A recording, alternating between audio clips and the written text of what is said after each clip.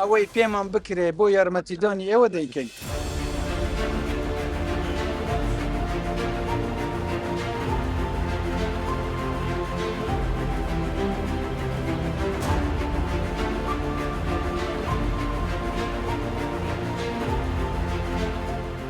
پاش سووتانی بازاڕی قەیسەری کە وەک ڕەمزێک و ناوەندێکی کللتوری و بازرگانی و گەشتیاری بوو، دوجار بەڕووی خاوەنکاران و دوکاندارانی بازاڕی قەیسەریدا کرایەوە، چونکە هەر لە سەرەتای سووتانی بازاڕی قەیسەریەوە بەڵێنێک بوو لە سەرۆکی حکومەتەوە کە لە ماوەیەکی زۆر کەمدا و لەسەر شێوازە کۆنەکەی نۆژان بکرێتەوە. بازاڕی قەیسەری بە گوژمەی 5 ملیار و 300 ملیۆن دینار لەسەر ئەرکی حکومەتی هەرێمی کوردستان جارێکی تر بە شێوازە کللتوریەکەی نۆژان کراوەتەوە. ئێستا بازاڕەکە بەڕووی بازرگان، هاوڵاتیان، گەشتیاراندا کراوەتەوە. مەبەستی من و هاوکارانمە لەم بەرنامێدا بە دوواداچوون لەسەر شێوازی نۆژەنکردنەوەی بازاڕی قەیسەری بکەین.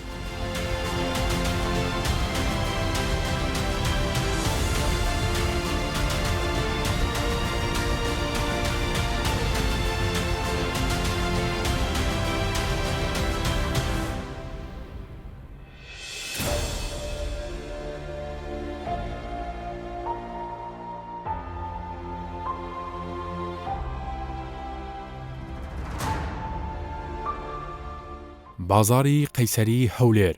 یەکێک لە کۆنترین بازاڕەکانی هەرێمی کوردستان،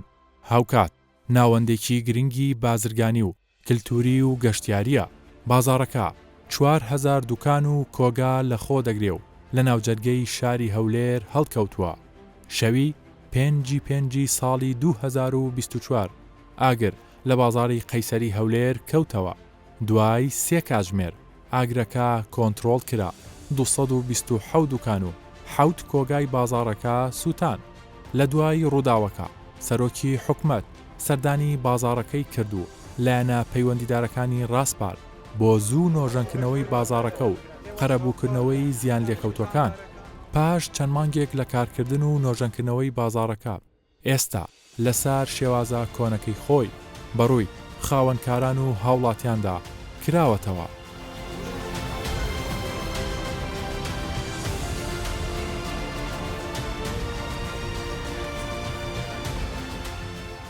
ساڵ دەبێ لەو بازاڕێنە هە لە مناڵی و لە بازاڕێنە و الحەمدولillah تا ئێستاش بەردەوامین لە فەزلی خوای بە زیادی لە بیر بانکردووە دزانی نەسووتایە. ئارە وەڵا دەستخۆشی لەوانە دەکەین، یارمەتیان داین و بازاڕەکان نۆژەن کردەوە. زۆر سپاسی حکومەتیش دەکەین. لای ئاسارەکەی ینی 100 گۆڕا، بەس ئەویتر هەر وەکو جارانە، ینی کوڵ نوێ بوو کە سوتا هەر وەچ خۆی نوێ بووە، بەس ئەو بازارە زۆر کەون بوو، یعنی کەچووی نەبوو، جێی سیقەی نەبوو، دیوارەکان بڕوخێن، یعنی ڕۆژانە جارو بکەرپوز بەردەوە بە خەڵک دەکات. بەس الحەمدولillah ئێستا زۆر یعنی لە حیسابی خۆی ڕۆیە.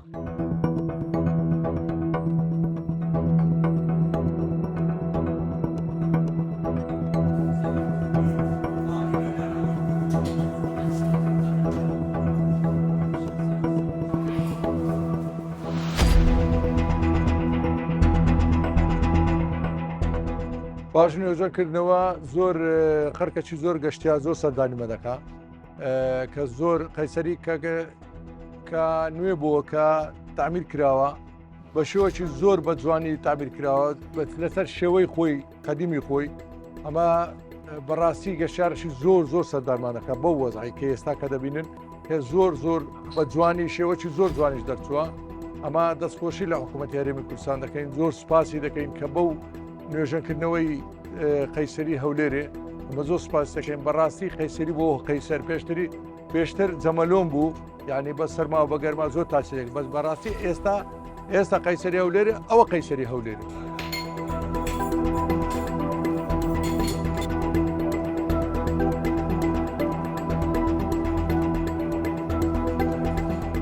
سوپاسی خوای گەورە دەکەین بەڕاستی کە هاتینەوە سەر ئیش و کار و کاسبی خۆمان پاش ماوەش، یعنی لە خوای بە زیاد بێستا کە بەڕاستی وا هەز دەکەم کە شتێکمان دیتیتەوە لەو خوای بە زیاد بێ. الحەمدولillah ئێستا دوکانەکانمان تەواو بوو، لە خوای بە زیادبی ئەوە سەبر ئەشیاش وانە ناویدا دەنێن. الحەمدولillah ئەوڕۆ یەکەم ڕۆژە کردیتمانەوە لەو خوای بە زیاد بێ الحەمدولله بەڕاستی الحەمدولله زۆر باشە زۆر سپاسی حکومەتیش دەکەین سەرۆک حکومەتیش دەکەین سپاسی ئومێد خۆشناویش دەکەین بەڕاستی لەگەرمان زۆرمان دیە مەسعود کارە شارەوانیەکەوان لەگەرمان زۆرمان دینە بەڕاستی بەزەمە لە هەمووی بەلاوەک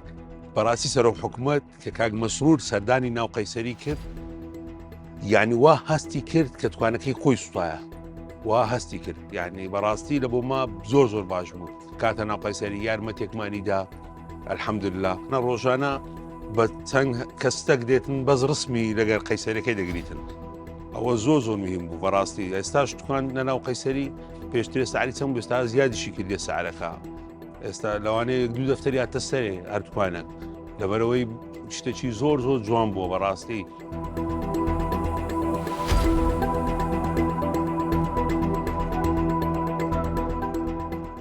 نۆژەنکردنەوەی بازاری قەیسەری هەولێر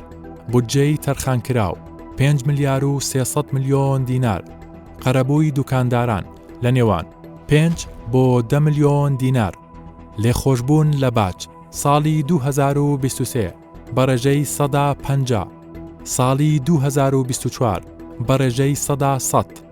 لێخۆشبوون لە کرێی کارەبا و زبڵ و کرێی دوکان شێوازی نۆژەنکردنەوەی بازاڕەکە لە ماوەیەکی کەم و بەستافێکی ناوخۆیی سەرجەم کارەکانی تەواو کراوە هاوکات بەردەوام لەلایەن تیمەکانی شارەوانیەوە چاودێری بازاڕەکە دەکرێت.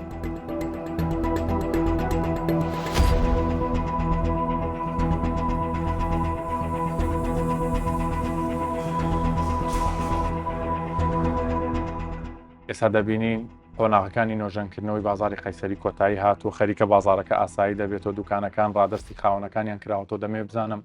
وەکو شارەوانی چۆن کاری نۆژەنکردنەوەتان لەسەر ئەم بازاری قەیسەریە کرد. سەبارەت بە نۆژەنکردنەوەی بازاری قەیسەری لە دوو بەش پێکاتوە بەشی قەیسەری کۆن و بەشی قەیسەری نوێ بەشی قەیسەری نوێ نزیکەی 2 مانگە ڕادستی خاوەن دوکانەکان کراوەتەوە بەنسبەت قەیسەری کۆنیش کارەکانی تەواو بووە تەنها بەشێکی دەرگاکانیان ماوە ئەویش قیاس و شتیان بۆ وەرگیراوە لە ئامادەکردن ماوەی کووردا ئەوانیش خلاص دەبێت کۆتایی بە قەیسەری کۆنیش دێتن. چۆن کاری نۆژەنکردنەوەکەتان کرد چیتان بۆ کردەوە؟ بەڕاستی سەبارەت بە نۆژەنکردن و بازاری قەیسەری سەرەتا هاتین سیرمان کرد لە دوای سوتانەکە بەڕاستی زەحمەت بوو زۆر لە بەرەوەی بازاری قەیسەری شوێنەکەی وا هەڵکەوتووە مەکای نایگاتێ هەموو کاری دەستی و کاری مرۆیی بۆ یعنی هەموو ئیشەکانمان بەدەست کراوە خاستن بازاری قەیسەری کۆن ئیشی زۆری وردە و ئیشی زۆری تێدا کراوە و دەبا بە پێی ڕێنمایەکانی یونسێ و یونسکۆ کار بکەین و تۆزە قڕز بوو بە ئێمە بەس خۆشبەختانە لە ماوەی کورت و بە شێوەکی زۆر ڕێک و پێک و جوان کە دەیبینن ئێستا زۆر جوان نۆژەن کراوەتەوە و لە ماوەی کورتی قیاسی دەتوانمان نۆژەم بکەینەوە. چ گۆڕانکارێکی گەورەی تیا هاتوو بۆ منە تابقی سەرەوە ئێستانە لە قەیسەری کۆنین تابقی سەرەوە دروستکرامەت چی بوو؟ خۆی بازار قەیسەری پێشتر تەنها یەک تاپقی ئەرزی کاری دەکرد تاپقی سەرەوە نەمابوو وێنەشت مابوو کەیزی ئەوین و ئێمە 58 دوکانە لەسەرەوە هەر 58 دوکانی سەرۆمان نۆژەن کردەوە و بەشەکی بە چینکۆ داپۆشرا و بەشەکی زۆری ئەویشمان توانین لە کاتی نۆژەنکردنەوە بە شێوەیەکی ڕێکوپێک و زۆر مۆدرن و جوان بە کەرپوت نۆژانی بکەینەوە ئەو شێوەی کە ئەمە ویستمان بۆ شێوەیە نۆژەن کراوە بە شێوەی زۆر ڕێک و جوان نۆژەن کراوەتەوە. باش ئەوی کە جەنابتان باسەکە ڕووپۆش بوو ناوی دوکانەکان چەند دوکانتان نۆژەن کردەوە؟ خۆی لە قەیسەری کۆنەکە نزیکەی 170 دوکانە هەر هەموو دوکانەکانی ژۆرە دەرێ ئێمە نۆژەنمان کردەوە. چەند دەستی کاریشی تێدا دەکرد شێوازی کارکردنەکەتان چۆن بوو؟ سەرەتا شێوازی کارکردن بە چەند مەرحەلەی ڕۆی مەرحەلەی تێکدان و مەرحەلەی دروستکردنەوە و مەرحەلەی فینیشینگ و نیهایی لە هەندێک کات زیاتر لە 200 کەس کاری تێدا دەکرد. زانیمان کە بازاری قەیسەری بە تەواوی نۆژەن کراوەتەوە بەڵام چۆن لەی هەموو ئامادەکاریەکان کراوە لە ڕۆیەوەی کە خوا نەخواتە جایکە حاڵەتێکی ئاگرکەوتنەوە بێت چۆن کۆنتترۆل کرێ سیستەمی کارەبا ئاوەڕۆ چۆن ئەمە کارتان لەسەر ئەمە کردووە؟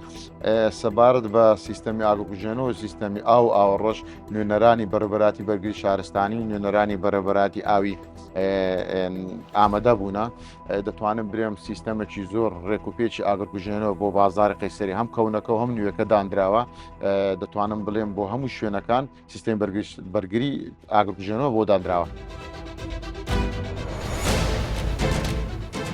بازاری قەیسەری هەولێر جگا لەلایەنە مێژوویەکەی هاوکات ناوەندێکی گرنگی بازرگانیە لەسەر ئاستی عێراق و هەرێمی کوردستان. بازرگانان بەم شێوەیە باز لە گرنگی بازارەکە دەکەن. حاجی بازنەوە دەکرێت نۆژەنکردنەوەی قەیسەری تاخیر بوو بۆ کارەکەی چییە؟ بسم الله الرحمن الرحیم بەڕاستی کاکە دیاری یعنی توکاندار کە ئەو گلەیە کردیە ئەمن یعنی حەقیان دەدەینێ لەبەرەوەی بژێوی ژیانیان ڕاوەستا بوو بەڵام ئەگەر بێت و لە ناحیەی ئیداری و لە ناحیەی بابلین هەندسی خیاسیکەین تاخیر نەبووینە لۆ مەسەن عەقدەکە بە جۆرەی سیاقی ئیداری لە 11/7/2024 تەوقیع کرایە ئەو عەقدە کەوا ماوەی ساڵێکی پێدەچی نۆژەنکردنەوەکەی ئەوەی بە خۆشحاڵیەوە زۆر سوپاس بۆ خوای گەورە طبعاً قەیسەری بابلێن قەیسەریکە بەخۆی لە دوو بەشاتێ قەیسەریکەون لەگەر قەیسەری نوێ قەیسەری نوێ لە مانجی 12 تەوقع دەکەم ئەگەر 12 نەبی یەک هەموو توکاندارەکان توکانی خۆیان وەرگرتەوە ئەواتە دەکا پێش کۆتایی هاتنی عەقدەکەی توکانەکانی خۆیان وەرگرتەوە و بەساوی خۆشتان دەبین لە خوای بەرزال بە هەمویان کارێکی تیاکرا جیاواز بێت مەسەن پێشتر داهاتین هەمووی چینکۆ ێستا دەبینین کەرپوچە چۆنە گۆڕانکاریەکانی چی بوو کاکاجی ئەو گۆڕانکاریە دیتیتمان پێشتر چۆن بوو یعنی بە تایبەتی ئەو جێ کاولگە بوو بەڕاستی زۆر ناشرین بوو ئێستا ئەوە هەموو نۆژەن کراوە لە نوێ بزانە هەر بوویتە تەوقع دەکەم وە دڵنیاشم بازاری قەیسەری ببتە جێگایکی گەشتیاری گرنگ لە هەولێر ینی بەو شێوازە نۆژان کراوەتەوە زۆر جوان یعنی ئەگەر ئێستا تەماشای ناو قەیسەری کەون بکەیت پێشتر کۆڵانەکەی بابلێن ساشانەی مامپەریت پێی دەرێت ئەو کۆڵانە هەمووی چینکۆ بوو بابلێن ئەو کۆڵانە کامل ئێستا بوویتە کەرپوت قەوسەکان هەموو بوویتە مەڕمەڕ بابلێن دەرگایەکان بە شێوەکی ئاتار دروستکرایە و هەموو بوویتە دار و شتێکی جوان باشە چی وای کرد بەم گروتینە ئەم بازارە لەو ماوە کەمەیە نۆژەم کرێتەوە بەو شێوازە باشە کاک دیارە سوالەکە زۆر جوان بوو بەڕاستی ئەوە گرنگی ئەوەی کەوا خەڵکی هەولێری بەگشتی زۆر سپاسیان دەکەین و بە تایبەتی حکوومەتی هەرێمی کوردستان جەنابی سەرۆک وەزیرانکەوە سەردانی بازاری قەیسەری کرد لە دقەکانی زوو بابلێن لە یەکەم ڕۆژێکەوە حادسەکە ڕوویدا سەردانی ئەو بازاری قەیسەری کرد ئەو سەردانی جەنابی سەرۆک حکوومەت گرنگێکی زۆر بە بازاری قەیسەریدا وەی لێ کرد پاڵپشتی لە بۆ پاڵپشتی حکوومەتی هەرێمیستان زۆربەی هاوڵەتیان ئەوانی توانیان هەبوو پشتگیری حکوومەتی هەرێمی کوردستان لەبەرەوەی کاک دیاری بەڕاستی پێ بێم ئەوڕۆ حکوومەتی خۆمانە حکوومەت بەتەنی هەموو کارش پێ ناکرێت ئەگەر بێت و هاوڵاتی لەگەر حکوومەتی یەکدری نەگرن زۆربەی ئیشەکان بە ئاسانی ناڕوە بەڕاستی قەیسەری ئەو جێگایە کەوا پێی دەڵێن پێکەوە ژیان بەڕاستی ئێستا بڕۆ توکانەکان یەکێ بپرسە یەک هەرچیە یەک سوورچێ یەک بارزانیە یەک هەولێریە یەک خەیلانیە یعنی لە هەموو چینەکان خۆی بە بازاری قەیسەری خۆیان دەبین.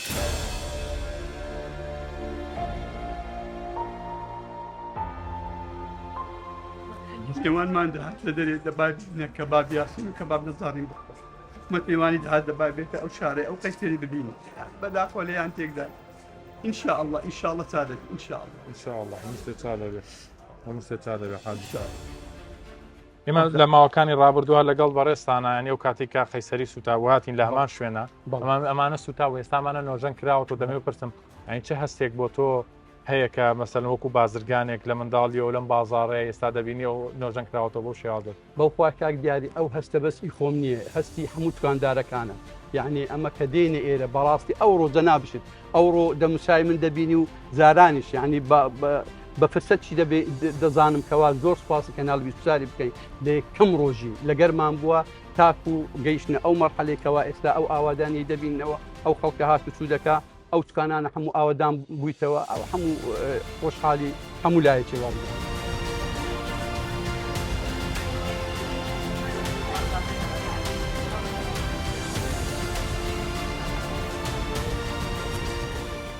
نۆژەنکردنەوەی بازاری قەیسەری باشترین کەرەستەی بۆ بەکار هاتووە و بەشی هەرە زۆری کارەکانیش بەدەستی ئەنجام دراون و لەژێر ڕێنمایی یونسکۆ کارەکانی تەواو کراوە بۆ ئەوەی سیما کللتوریەکەی لەداز نەدات.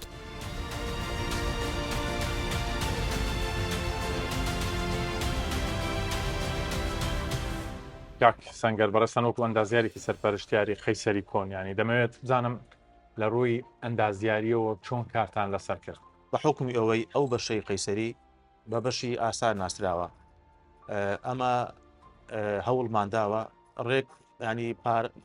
شێوە کللتوریەکەی بپارێزین بە شێوەک دروست بکەینەوە کە پێشتر پوو بووە لەسەر شێوازی کۆنەکەی خۆی دروستی بکەینەوە بەبێت دەستکاری کردنی ینی بەبێت زیاد و کەم و ئەو ماوادانێک کە دەبین ئەوەی کە بەکارمەهێنەیە دەبین کەرکوچەکەن کەرکوچی خۆمانەیە بە هەمان شێوە پێشترکە کەرکوچ دروست دەکرا بە دەستی لە خشتیان دەکرد ئەینەنداهینا بەکاران دەهێناوە لێرە کە دەبین ئەو قەوسانە هەمووی لە کەرکوچی ئەو نەفسی کەرکوچ بەکارهاتیتەوە سپیکاریەکە نەفسی عین ئەو گێچەی خۆمانە لێرە کە بەکاردێنین بەنسبەت کاشیەکان عینن کاشی مۆزایەکی سیبەسیە ئەوی کە کۆن خەڵک باو بەکاردێنا بەنسبەت فەرشەکان کە تەمشادەکە ئەوی کە ئێستامە لەژێر ڕاوەستانە نەفسی ئەو ماوەدە قەدیمانەیە کە پێشتر بەکار هاتووە لەو پرۆژێ بەکارماهینایکەوە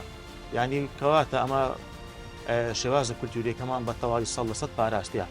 لەگەڵ هەندێک دەستکاری هەندێک گوردەکاری زیاتر بە مەبەستی جوانکردنی پرۆژەکە. ئەمە هەنگیتان لەگەڵ یونسکۆ و ڕێکخراوەکان چۆن بۆی شدەن؟ ئەمە تەسمیمان لە یونسکۆی وەرگرتیا ئەو تەسمیمی ئەوان دایانە ئەمە نەفسی تەسمیمیوانمان جێبەجێ کردیا. ئەوان خۆیان هاتنەوە دوایین جار سەرپەرشتیان کرد چێکیان کردەوە؟ ئەوان ڕۆژانە دێن متابعە دەکەن تەماشا دەکەن زۆر پێ معجەبیشن ینی تەوەقوعیان نەدەکرد بە ستافی ئەندازیاری و بەڵێندەری خۆمانە نەفسی تەسمیم جێبەجێ بکرێتن. ینی هەمووی ناوخۆیی بوو؟ هەمووی ناوخۆیی بوو لە بەڵێندەر لە ستافی جێبەجێ کار لە ستافی سەرپەرشتیار ئەندازیاری بەکامل هەمووی ستافی خۆماڵی بووە. باشە ئێمە ئێستا لە قاتی سەرەوەی قەیسەری کۆنی کەم بەشەی زیاد کرا نۆژەنگ کراوەتەوە هۆکارەکەی چی بوو کەمێک تاخیر بوونەوە لێرە؟ بەنسبەت تاخیر بوونەکەی ئەمە بە هیچ نەوەی تاخیر نەبووینە بەڵام لەبەرەوەی کارەکان هەمی کاری دەستیە مەوادێک نییە بچی لە دەرەی دروستیکەی و یان حازت بینی داینی یعنی لە ئێستا بوون لە مەحەجارەکان دەبین هەمی دروستکرێ ئەو بالاکۆن هەمووی لە کاریکە و لە داری مەرەبع دروستکرا یعنی هۆکارەکەی کە کەمێک لەوەی کەوتەوە دەکرا زووتر تەواو ئەوەی کە کاری دەستیە زیاتر تەنها ئەوەندەی هیچ هۆکاریتکەی نییە. پەرستە و پێداویستانی بۆتان بەکارهێناوە چۆن دەڵێ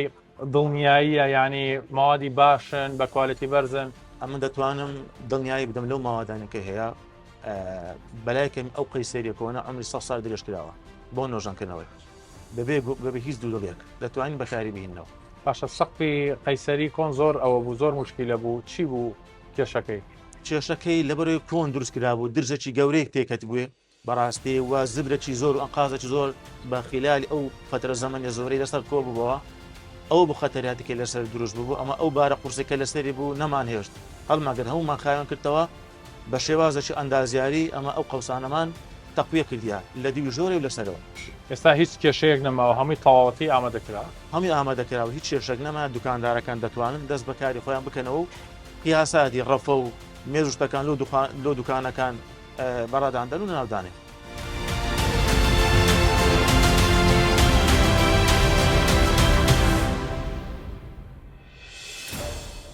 بازاری قەیسەری هەولێر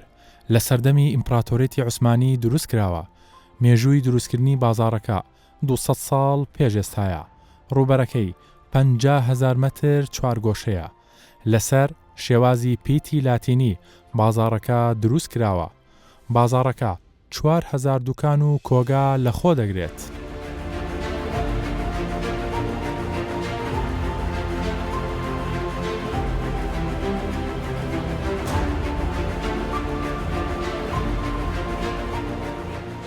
لە کۆتایی ئەم بەرنامەیەدا دەمەوێت ئاماژە بەوە بکەم کە حکومەت یاریێمی کوردستان لایەنە پەیوەندیدارەکان بازرگانان هاوڵاتیان هەمویان هاوکار بوون بۆ تەواوبوون و نۆژەنکردنەوەی بازاری قەیسەری. بەم نۆژەنکردنەوەیە تەمەنی ئەم قەیسەریە 100 ساڵی تر درێژ بۆتەوە چونکە باشترین کەرەستەی بیناسازی تێدا بەکارهێنراوە. بازاری قەیسەری ناوەندێکی گرنگی بازرگانی گەشتیاری کللتوریە. لە ئایندەیەکی زۆر نزیکدا سەرنجێکی زۆری گەشتیاران بەلای خۆیدا ڕادەکێشێت.